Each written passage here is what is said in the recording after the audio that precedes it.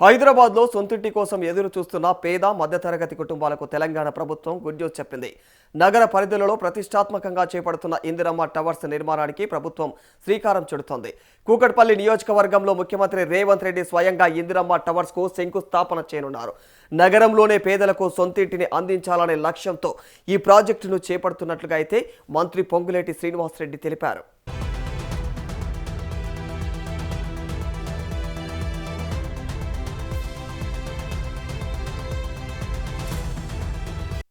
కూకట్పల్లిలో 5 ఎకరాల ప్రభుత్వ స్థలంలో తొలి దశలో అయితే 4 ఇందిరమ్మ టవర్స్ నిర్మించనున్నట్టు తెలుస్తోంది.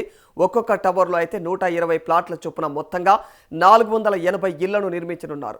ఇక మరి ఒక్కొక్క ఫ్లోర్లో కూడా 12 ప్లాట్లు ఉండేలాగా అయితే ప్రణాళికలు రూపొందిస్తా ఉన్నారు. ఈ నిర్మాణానికి సుమారుగా 43,20,00,000 రూపాయలు ఖర్చు చేయనున్నట్లుగా కూడా మంత్రి వెల్లడించడం జరిగింది. నగరంలోని కీలక ప్రాంతాల్లో ప్రభుత్వ భూములను సద్వినియోగం చేసుకుంటూ బహుళ అంతస్తుల టవర్ల నిర్మాణాన్ని చేపట్టనున్నట్లుగా తెలిపారు.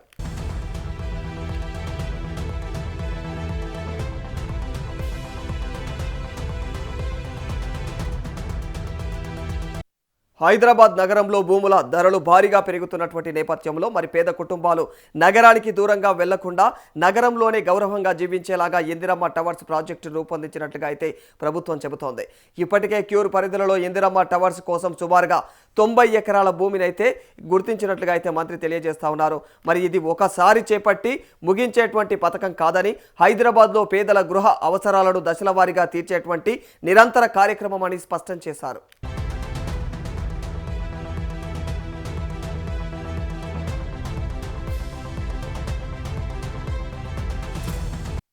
క్యూర్ పరిధిలో ఈ ఏడాది 1,00,000 ఇళ్ల నిర్మాణం ప్రభుత్వ లక్ష్యంగా అయితే పెట్టుకుంది.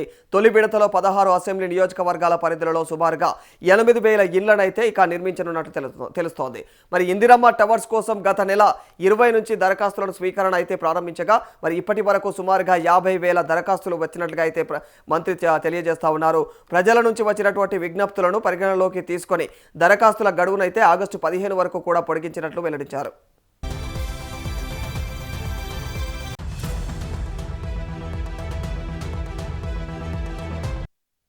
లబ్ధిదారులకు అందించేటువంటి ఇల్లు ఆధునిక సౌకర్యాలతో నిర్మించనున్నారు. ఒక్కో ఇంటిలో బెడ్రూమ్, హాల్, కిచెన్తో కలిపి సుమారుగా 525 చదరపు అడుగుల యొక్క విస్తీర్ణం అయితే ఉండనుంది. మరి అవసరాన్ని బట్టి కొన్ని ప్రాంతాలలో అయితే 10 అంతస్తుల వరకు కూడా టవర్లను నిర్మించనున్నట్లు అయితే ప్రభుత్వం తెలియజేస్తూ ఉంది. అంతేకాకుండా ప్రభుత్వ భూములలో నిర్మించేటువంటి ఇళ్లలో లబ్ధిదారుడి పేరుతో సుమారుగా 20 నుంచి 25 గజాల అన్డివైడెడ్ షేర్ను కూడా రిజిస్ట్రేషన్ చేయనున్నట్లుగా అయితే మంత్రి వెల్లడించారు.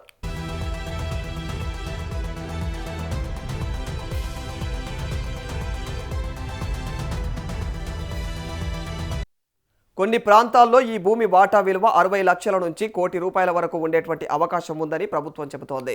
ఇంతటి విలువైనటువంటి ప్రాంతంలో పేదలకు సొంతింటి అవకాశం కల్పించడం దేశంలోని ఇతర మహానగరాలకు కూడా ఆదర్శంగా నిలుస్తుందని మంత్రి పొంగులేటి శ్రీనివాసరెడ్డి పేర్కొన్నారు.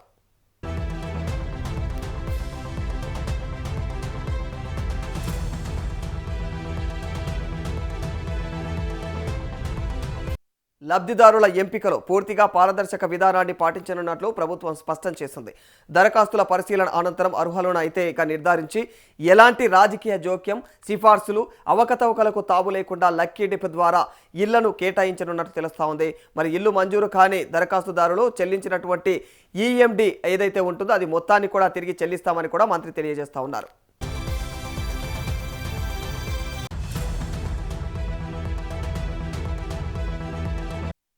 ఇందిరమ్మ టవర్స్ నిర్మాణాన్ని వేగంగా పూర్తి చేసి వచ్చే ఏడాది బోనాల పండుగ సమయానికి ఎంపికైనటువంటి లబ్ధిదారులతో గృహ ప్రవేశాలు చేయించడమే ప్రభుత్వ లక్ష్యమని మంత్రి వెల్లడించారు.